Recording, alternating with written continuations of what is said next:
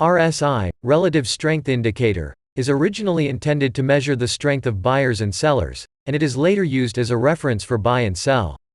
Why can RSI be used to evaluate whether to buy or sell? Like other technical indicators, RSI also has the calculation formula, which is simpler than MACD's calculation formula.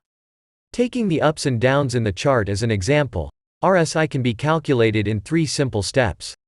Calculate the average of recent upward changes first. Then calculate the average of recent downward changes, and finally calculate the RSI, that is, divide the average of upward changes by the sum of the 2 averages. After reading the formula for RSI, we will know 1. The closer the average of upward change and the average of downward change during the calculation period, the closer the RSI is to 50. If the increase is greater than the decrease, the RSI will be greater than 50. The greater the increase, the higher the RSI. Conversely, if the decline is greater than the rise, the RSI will be less than 50. The greater the decline, the lower the RSI.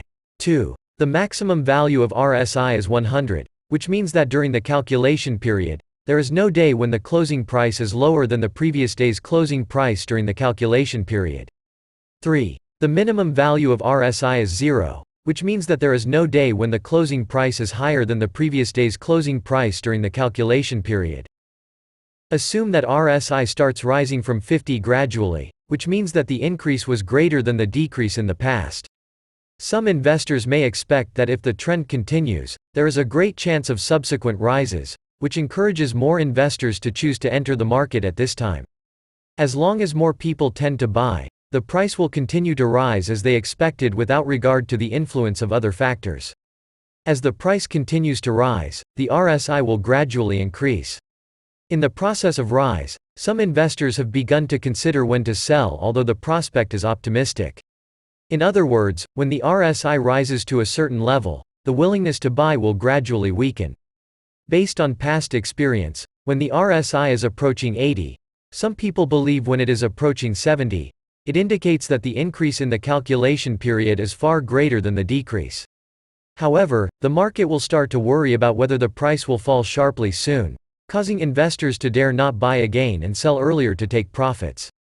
As long as the willingness to sell in the market gradually exceeds the willingness to buy, the price will begin to fall. On the contrary, when RSI reaches around 20, some people believe when it reaches around 30, it indicates that the recent decline is greater than the increase. However, shrewd investors will think reversely and believe that the price has fallen to the bottom and will start rebounding. Therefore, some investors will buy, reinforcing the strength of buyers. In such a situation, the price is likely to stop falling and rise again, with RSI rising again. I believe you have known the process of RSI changes and the meaning of overbought or oversold RSI. However, it should be reminded that RSI is only one of technical indicators and cannot be the only criterion for buy and sell. A more comprehensive analysis is needed to make more accurate predictions. Okay, so much for today. Thank you for watching. Please subscribe to my channel if you like my videos. See you next time.